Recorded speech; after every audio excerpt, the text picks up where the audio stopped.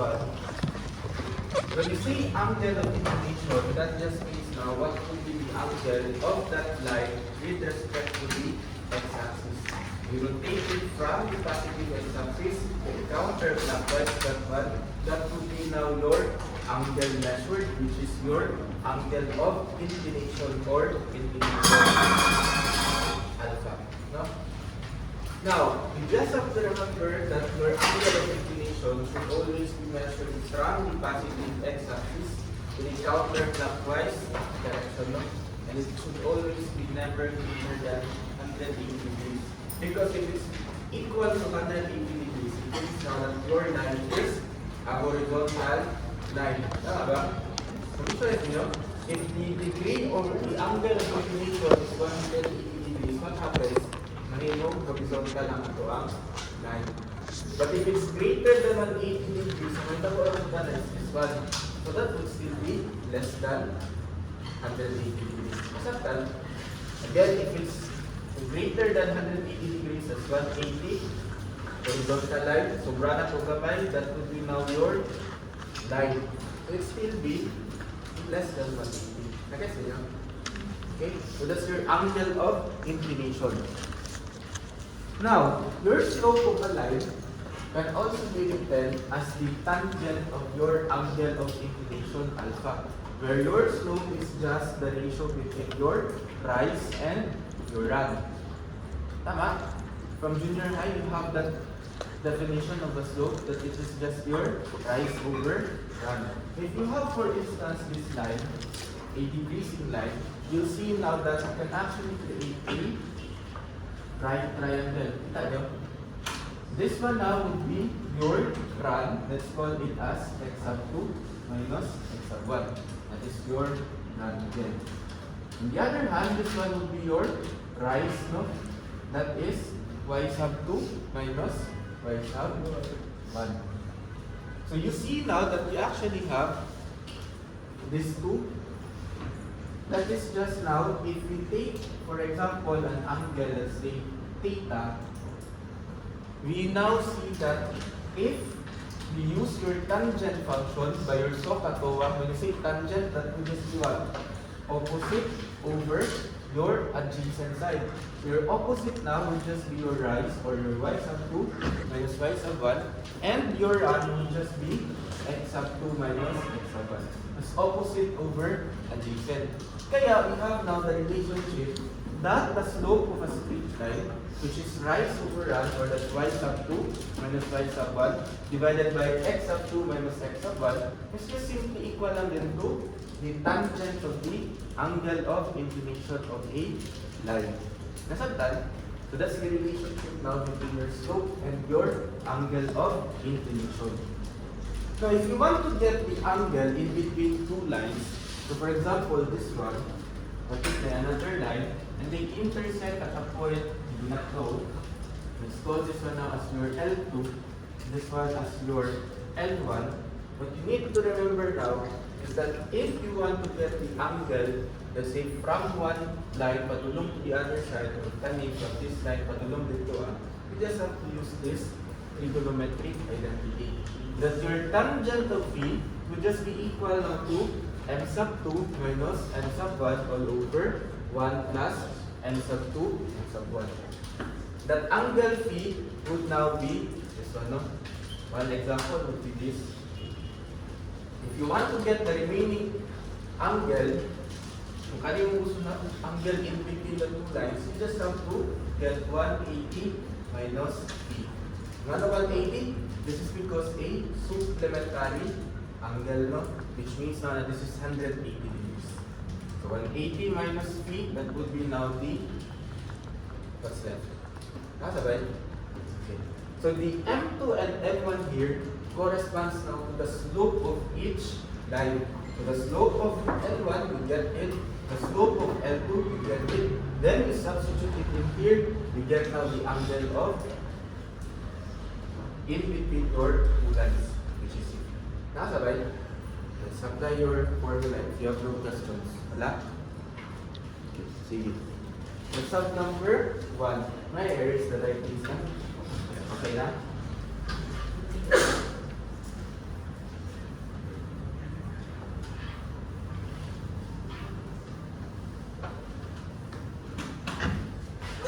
Find the angle from the line through 1, negative 1, 6, and 5, negative 2, to the line through 4, negative 4, and 1, 7. So if you try to do first plugging, you have your lines, no? You have negative 1, positive 6, 2, 4, 6. This one now would be negative 1, gamma 6. Let's have 5, negative 2, 2, 4, 5, negative 2. This one now would be 5, negative 2. If you connect those 2 points, you get now your line that you are concerned.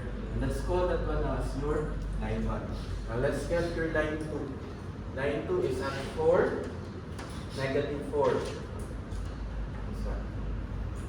This is 4, negative 4.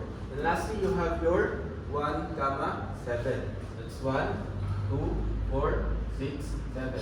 This one now is 1, comma 7. If you connect those 2 points now, you have your. Okay. Let's call that one as your L sub 2. If you want to get the angle in between, let's call that one as your P, for instance. What just we have to do now is to solve for the slopes. Let's get your M1.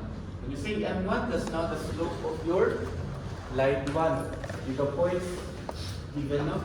So it's up to you. You can treat this one as your point 1, this one as your point 2. So if you treat this one as your point 2, you can just say that this is x sub 1, y sub 1, whereas this one has x sub 2, y sub 2. It doesn't matter if you say mo nga treat as point 1 or point 2. Now let's get your slope. How do we get your slope again? Let's just y sub 2 minus y sub 1 over x sub 2 minus x sub 1. So you have now what? What's your y sub 2? You just check, then you substitute. You take, what's y sub 2?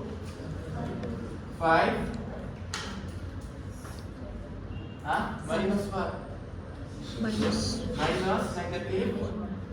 Negative 1 over x sub 2. What's your x sub 2? baliktad. Ibaba ang 5. 7 minus negative 1. No? Ang x sub 2 would be what? What's your x sub 2?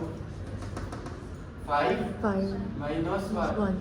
Positive 1. Therefore, your x sub 1 now would be equal to pila. 7 minus 6 total sa y1 6 positive 6. Ano na 1? Anak? What's the answer?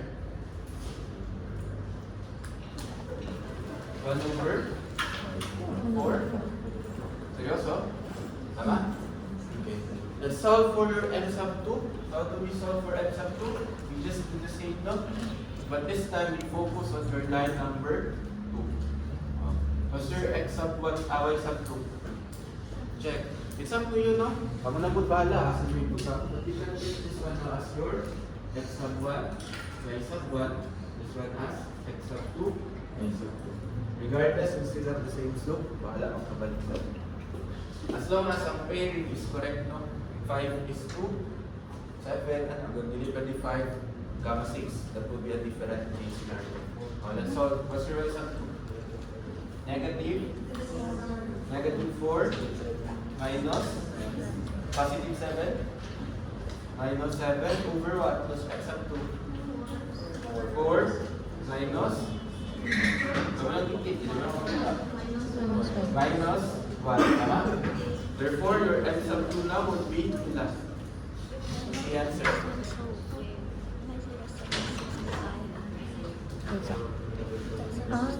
Bilang. Negative 11 over. No, because I can. Those now will be your You have to slope. like subtract this one first before you What do subtract we this want to one. get, Kani? We want to solve for second solve. What's your question? No, you're sub M1. You find the slope, the first slope here. So you want to this M2 slope. Yeah, pero may negative 2 pero 7 years old. What's our problem? Negative 2, 5 at negative 2 pero may 7 kasi. Asa na? Yung sa M sub 1 or M sub 2? M sub 1, M sub 1? 5 and 19. This one is 2, di ba? 5 and 19. Pero sa nakalagay Negative. negative. Negative 2. So what should be? So positive ano, so positive 7. Sa 7, This one. So this is should be negative 2.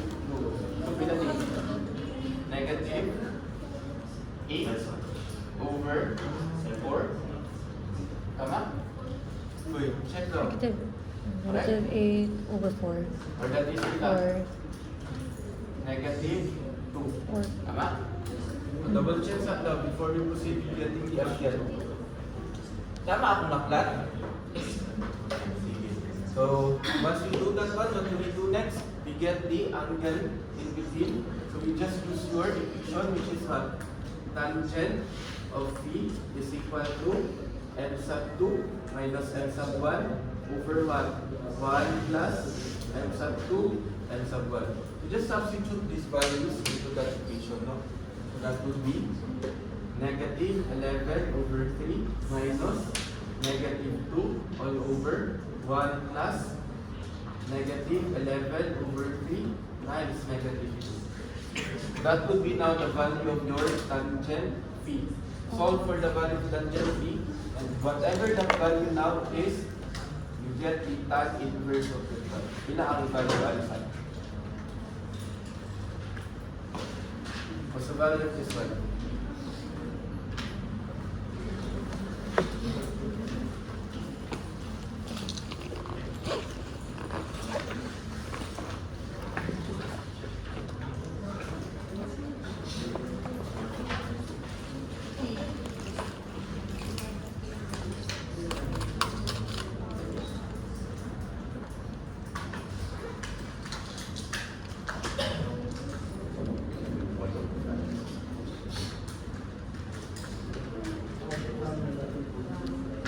Pila? Negative 1 over 5. Therefore, your theta now would be equal to ilan? The tan inverse of 1 over 5 negative. Do not treat this one as 1 over tangent. Those are two different things. What we mean by this one is the arc tangent or the inverse tangent of your negative 1 over 5. You'll have a different answer. You have 1 over the tangent of 1 over 5. Kasab that ko? Negative 1 over 5. Okay. Saan na nakas dito? Early. Saan na? Networks ko? Or no problem? Yes. Sir, katapos ko. Ah, Sa saan? may M sub 1, M sub 1, supposedly ba sir, sa nagbaban din siya? Or 1 ang balang? Negative What's 1. wrong with the given? Nag-follow ko sa ibang ingon. Negative 1. Negative 1, comma 6. So if that's the case, this is ano, positive 1. Oh my God. So that's positive. Okay, so what's the answer? Ganun ni 8 over 6. Or that is what? 46, so 3, Negative 4 over 3. Ganit ko nun na ikuan. Check. Tama na na pangulap. Okay na naman tama. Negative 4/3. This one is negative 4/3. Thank you. What's the answer of this one?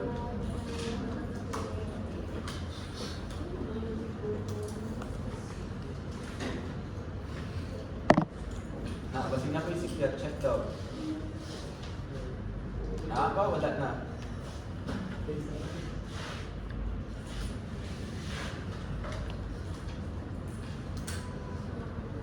What's your tangent of phi?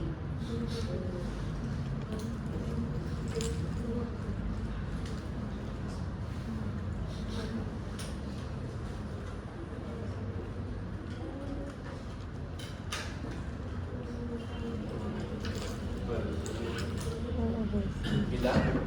Negative 21 over 50. Negative 21 over 53. Therefore, your angle now will be what? Shift tan, whatever the answer is, 21 over 53. Negative din, no? Pila? What's the angle? What's the angle?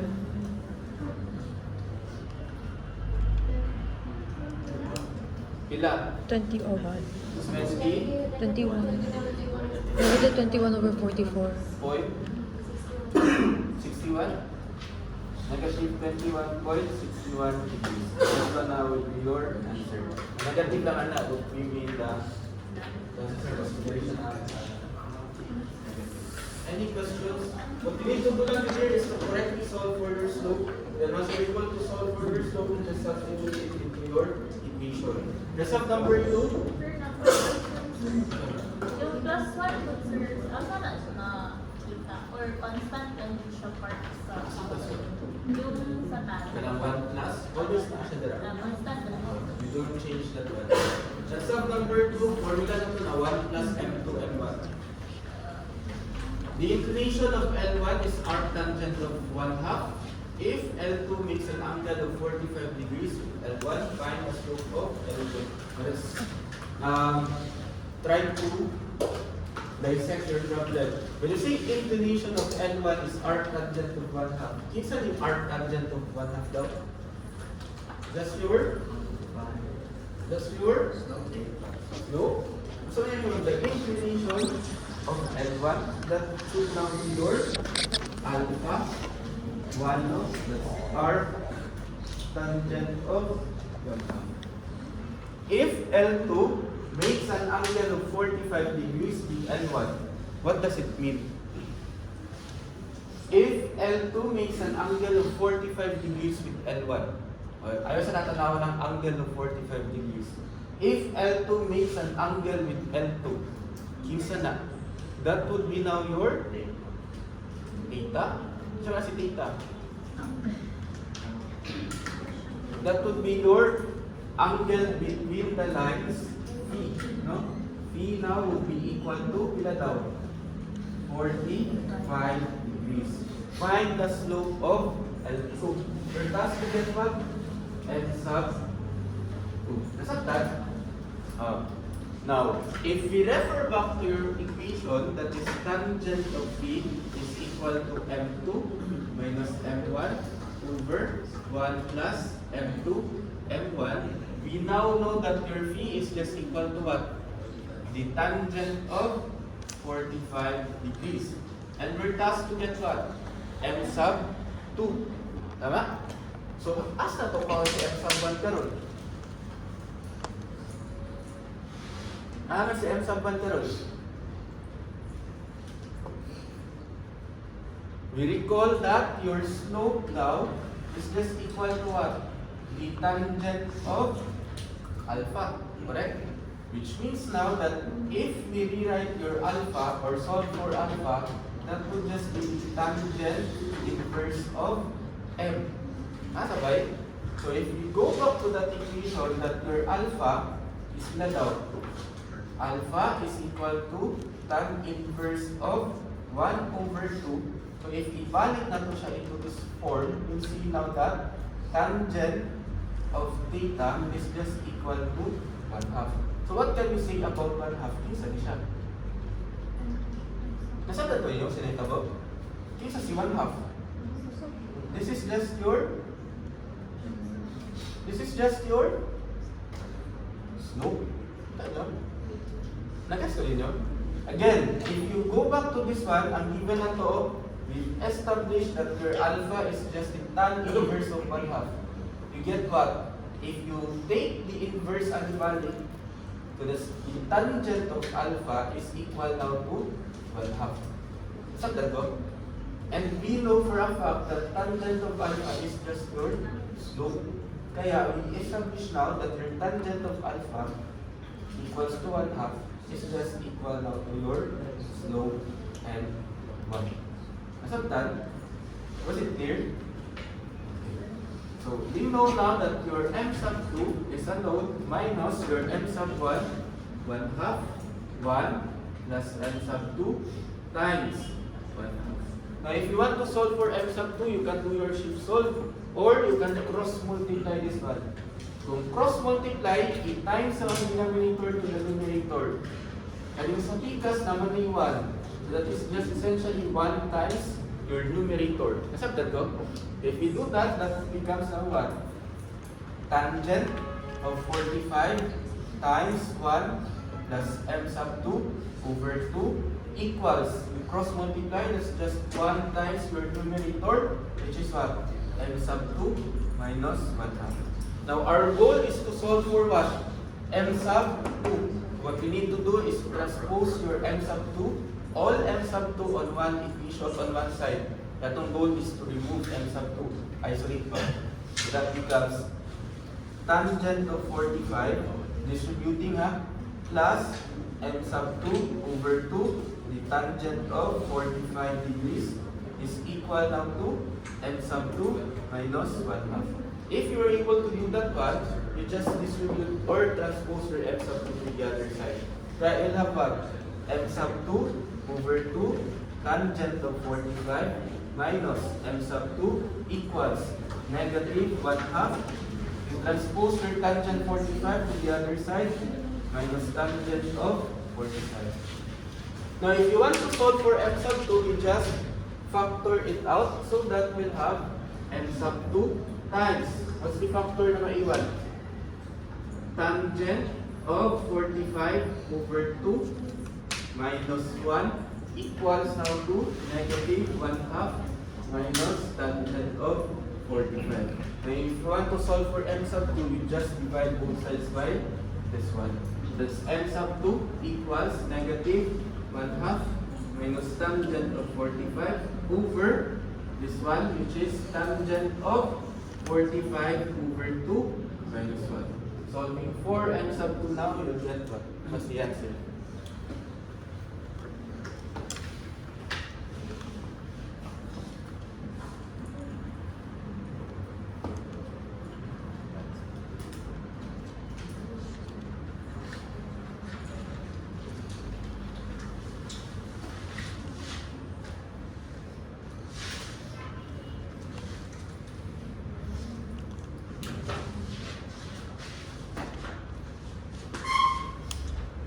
Three. Bila? 3. 3, positive, negative. Positive. Positive 3. Sure, positive 3. This one now will be your answer. Any questions? The shortest way is to use your shift sort. No? That's up number 3 if you have no questions. Wala. Wala. Okay. Align L1. Yes. Ngayon na siya sa L1. Kanya na siya, the inclination of L1 is our tangent of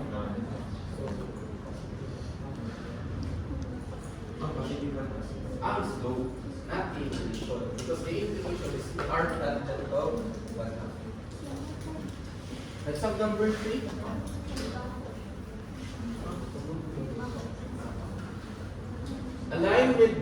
Align L1 with slope negative 2 intersects a line L2 parallel to the y-axis at 3,6. Find the angle L1 to L2. Let's define first your given. This is slope negative 2. This is your M1 to the slope of your line 1. Let's set that one now as M sub 1 equals negative 2. Intersects a line L2 parallel to the y-axis of 3,6. What does it mean? Let's first identify isa ng 3,6. Isa na si 3,6. Who's that?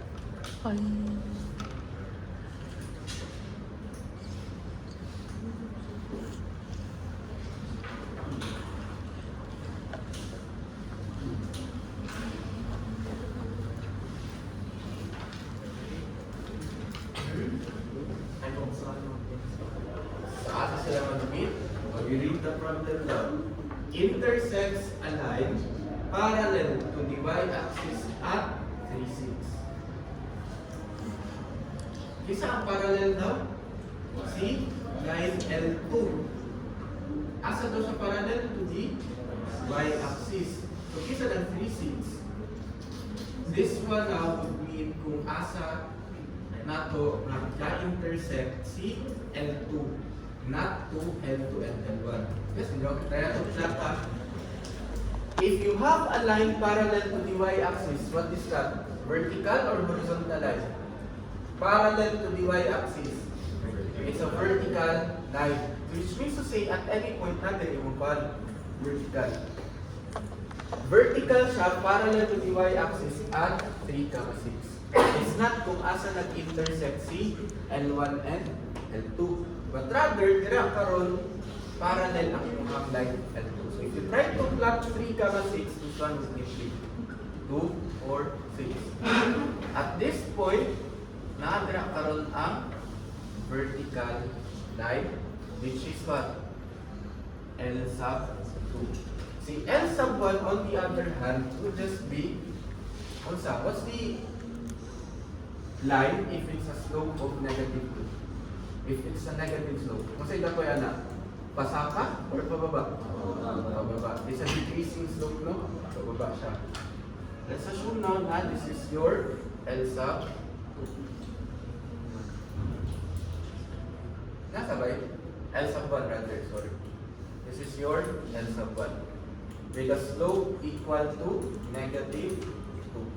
What's next? We're tasked to get what? The angle from L1 to L2. So we need to get, for example, this one, no? Phi.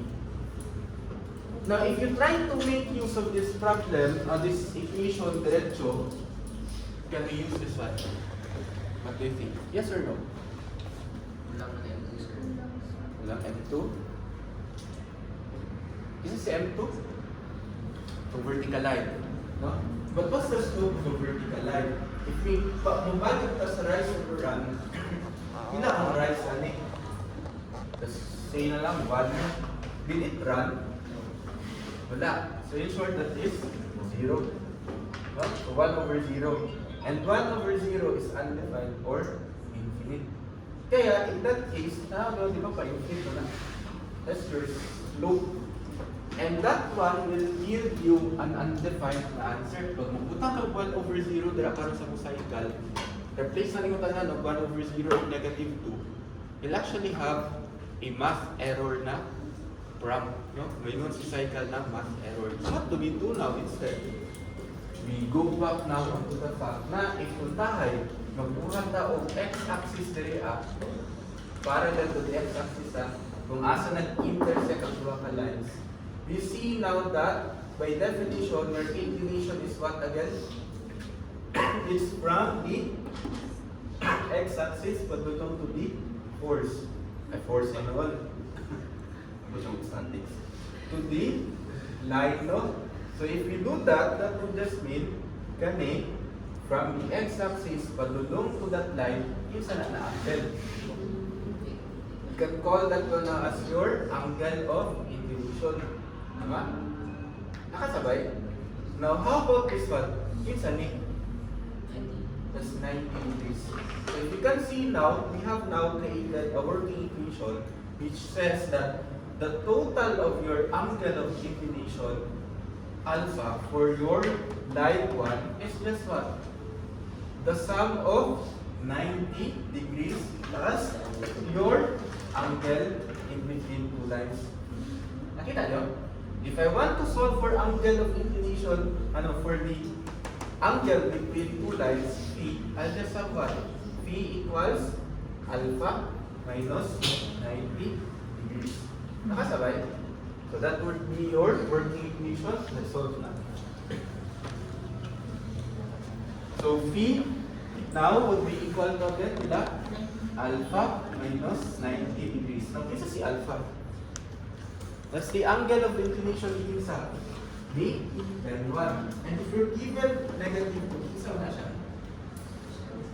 It's your slope. So how do I get now the angle of inclination if given ang slope? You go back to your equation. What's ito? Your M is just equal to the tangent of alpha. Kita nyo? So if gusto na ko ng alpha, this is just the tangent inverse of my slope. So substitute na to karon ng slope diri that would be now tangent inverse of M minus 90 degrees. And we already know slope, correct? That is just equal to what? Negative 2 minus 90 degrees. Therefore, your phi now will be equal to, what's the answer?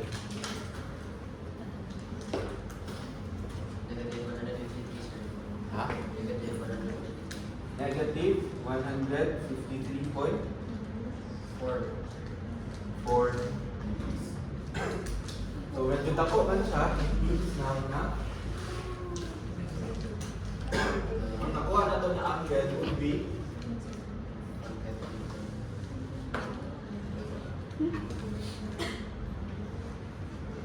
negative siya.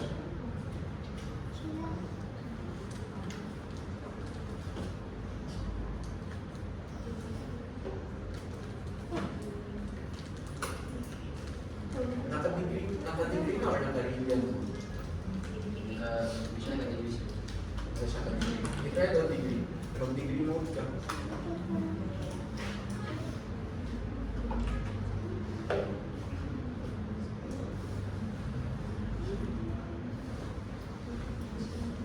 Ila pag degree mo.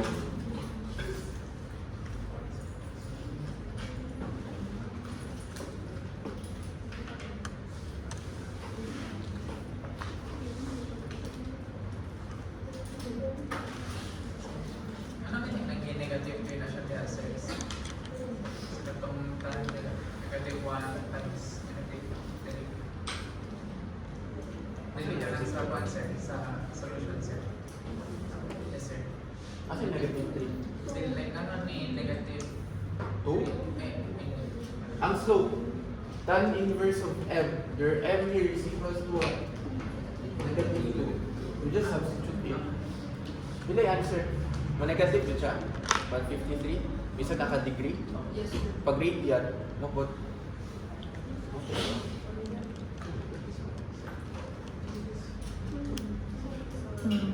Negative 3. Magyapon. Negative. Negative.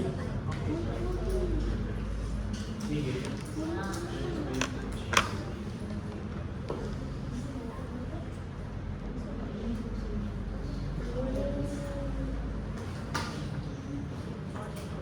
Sige, move to go. This is now your final answer. Any questions? Wala? Let's have your last portion. The equations of a line.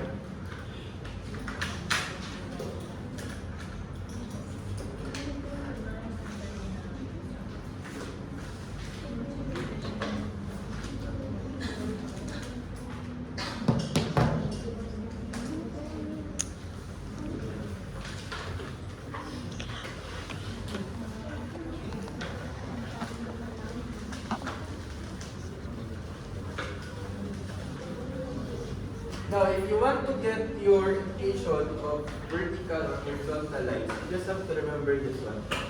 Let's read the statement. If the line is parallel to and at a directed distance x sub 1 from the y-axis. When you say parallel to the y-axis, you say that way, a vertical or a horizontal line? A vertical line, no? When you say directed at a distance x sub 1, it means now, kung mapansin nyo, ang vertical line, will actually just move along the x-axis, no? So if you say x is equal now to, let's say 5, let's say equal na nakarundag y. It's a vertical line 5 units from the y-axis. So that's 1, 2, 3, 4, 5. This one now would be your vertical line, which is x equals 5. Now how about if I'll say x equals negative 3? It's a vertical line that is negative 3 units away from the y-axis. Similarly, we do the same if you want to get your horizontal line. We just have to make it parallel to the x-axis. So if it's parallel to the x-axis, nag-move lang tayo either up or down. So for that matter, if we say you have x rather y, so y equals 2, it means now that your line is what? A horizontal line that is 2 units away from the x-axis. This is now y equals 2. What if it's y equals 0? Please naman ang y equals 0. Think, plus y equals 0. It's what? It's your y equals 0 man daw. Isa ng y equals 0. Check. It's the x-axis, no? This is just y equals 0. How about x equals 0? It would be now your y-axis. So x equals tama, x equals 0. Okay? So that's how you write your straight lines, vertical and horizontal line. Now for the case of a slant line, you have the following forms. You have your general equation, your point slope form, and your slope intercept form. Now, if you want to play the following, kanina nyo yung naman, your y sub 1 and x sub 1 are just endpoints along the line. No? Your m here is your slope. Similarly, for your points slope intercept form, your m is in your slope. But kaysa hindi, that's your y-intercept, no? That's your intercept. But how do we know that this is an intercept, no? There are two types of intercepts, correct? You have your x-intercept and your y-intercept. But how do I know that this is an intercept or not? What's an intercept? It crosses or intersects which one? The y or the x-axis. So when do you say that it's an x-intercept?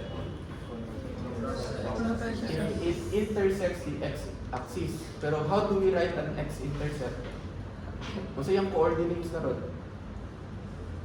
If we observe, kung natin mga intercepts na ron, x-intercepts, dara. Kasi common sa lahat ng lo. Nasa along sa, zero ang sa y, no? So you can write now your x-intercept in the form of 0 ang y. Di ba wala siya nag-move along the y-axis? So in short, it's 0, but this one is x, no? Kaya nag-move lang siya about the x-axis. Now how about your y-intercept? How do we know that it's a y-intercept? If It intercepts the y. If what? Kung mapansin mo karon, if you have y-intercepts, tara, for example, this one, say common. 0 ang 0. X. So 0, comma, 1. So you can write now your intercepts in that manner. 0, comma, x, or x, comma, 0, or 0, comma, 1. Now how do we know that this is indeed your y-intercept? You set something to 0. So when x is equals to 0, what do we get? Y equals b. Therefore, b is indeed your y-intercept. If we do now when y equals 0, you have what? X is equals to negative b over m. No? Anong over and You divide both sides for the slope para x ang mabilit. Okay? So that's how you get your intercepts, no? You set something to 0. When x is equals to 0, then y equals to 0. Let's have number 4. May I erase on this one? Okay natin?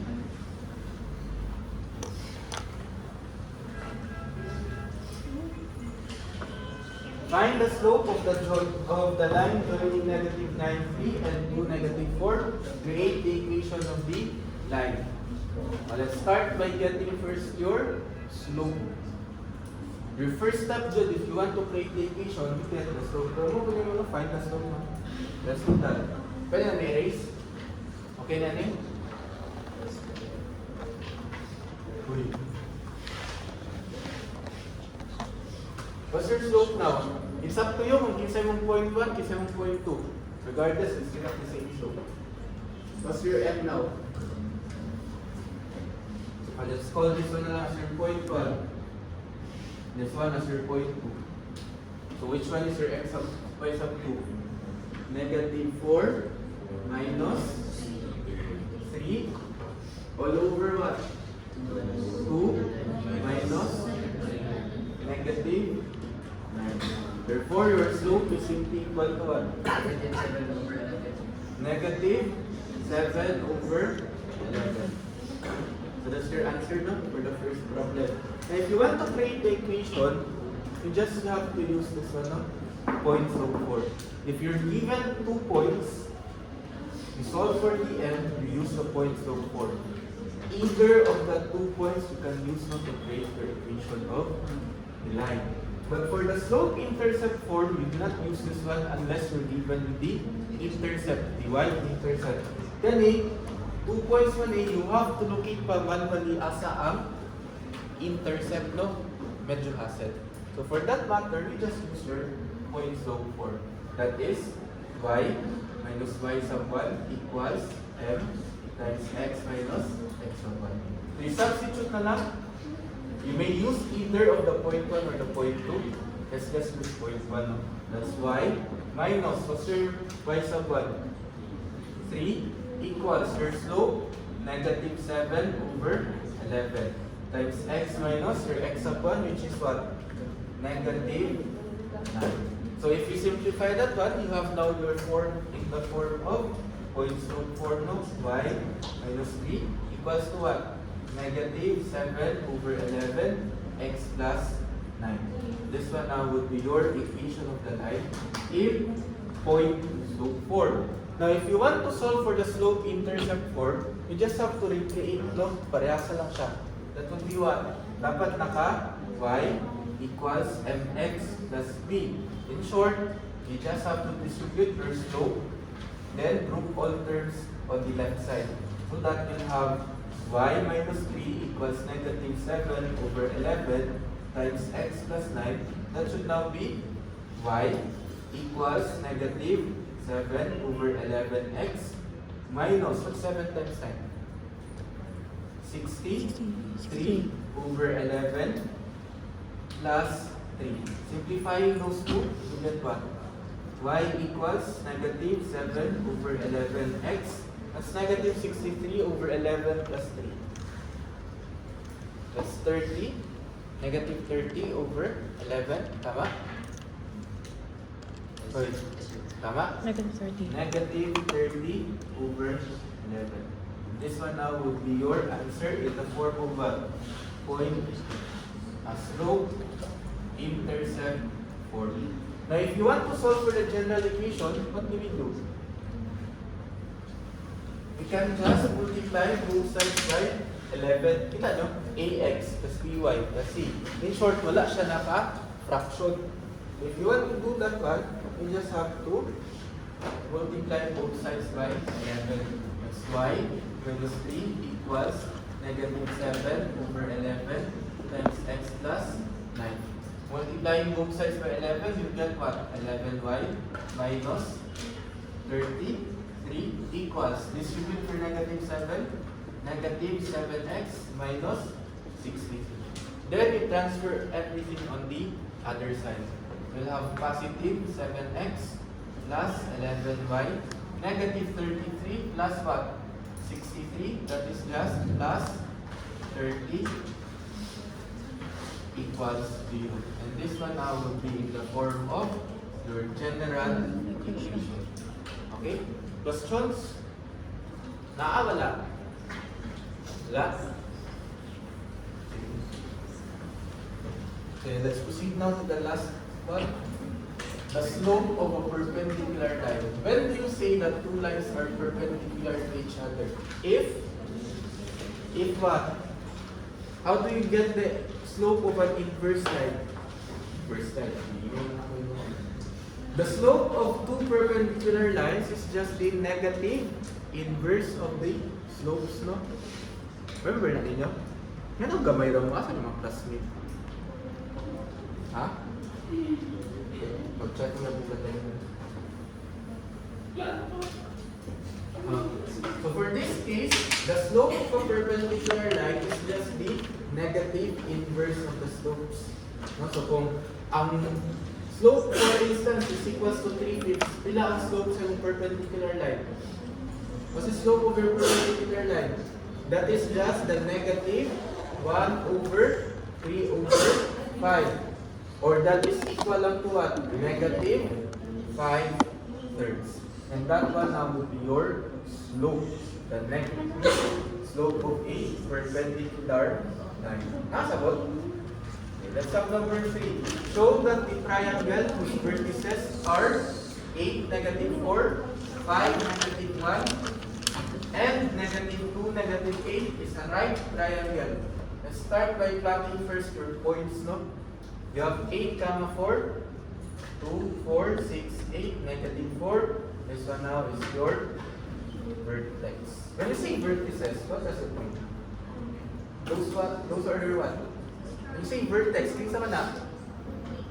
That's the what's that? And points or the corner points, no? Right now, corner points na to. Those are now your vertices. Okay? So now we have to end points.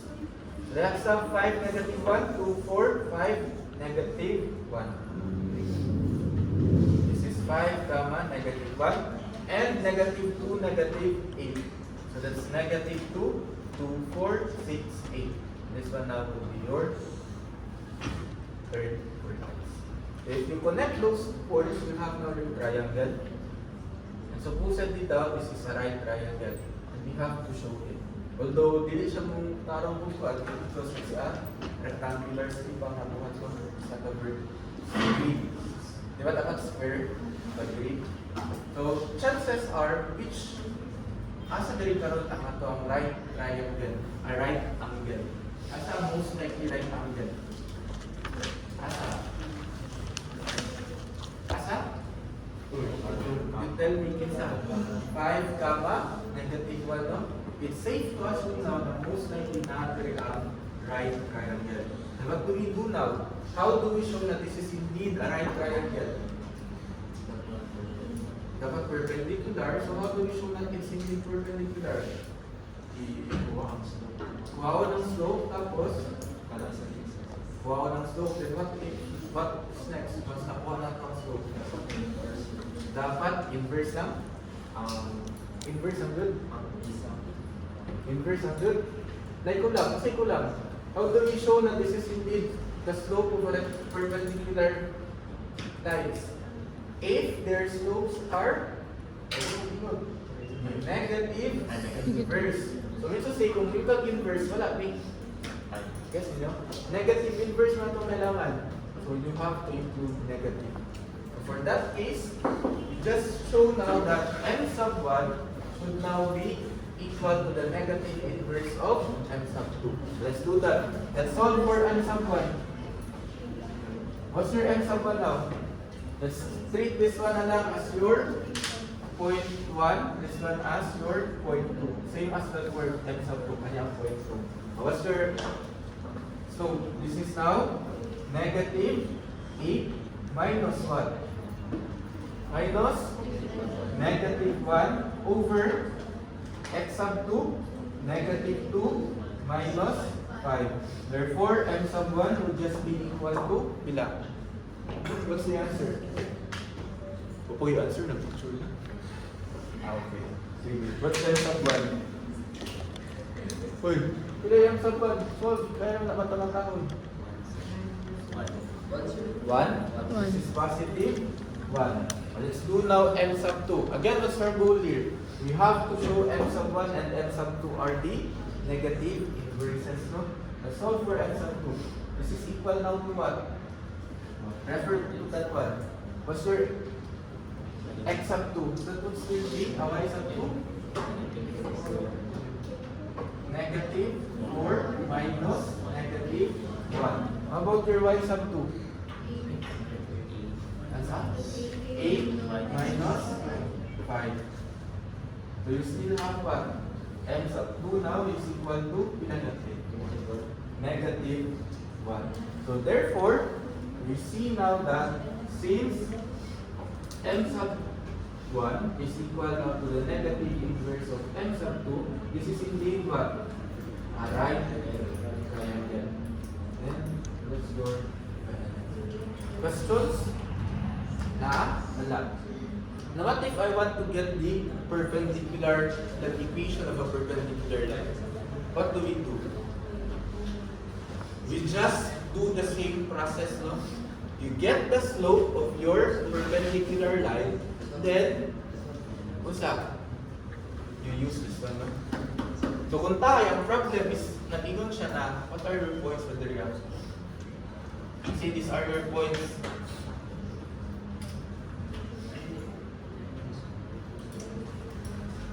point here is what? Negative 9, positive 3. Let's say this one is negative 9, positive 3. For example lang ha, if you want to get the perpendicular line at point negative 9, 3, that would now be this one, no? What you need to do lang is to get the slope of this perpendicular line. That is what? What's the slope of this one? What's your slope of your perpendicular line? That's the negative inverse of what? Your equation, your slope, negative 7 over 11. Therefore, the perpendicular line will just be equal to what? Negative times negative, positive 11 over 7. So that would be now your slope. You replace it now with. So puli karon ang negative 7 over 11 with 11 over 7. Then you continue na lang if you want to get this one or this one. But you cannot do it if ang problem ni inon karon na ang perpendicular line is not in a point. No? It would be a different case. So if that was the case, diri na po ang perpendicular line, you just have to use this point. Kinsa na point. Except that, do not use 9, negative 9, 3. Kaya ang problem stated that the perpendicular line is at negative 9, 3 na point. Okay? Questions? Na? Wala. Okay, so see you all Tuesday for your first talk test. No? This one is included. Any questions? Wala? Na? See you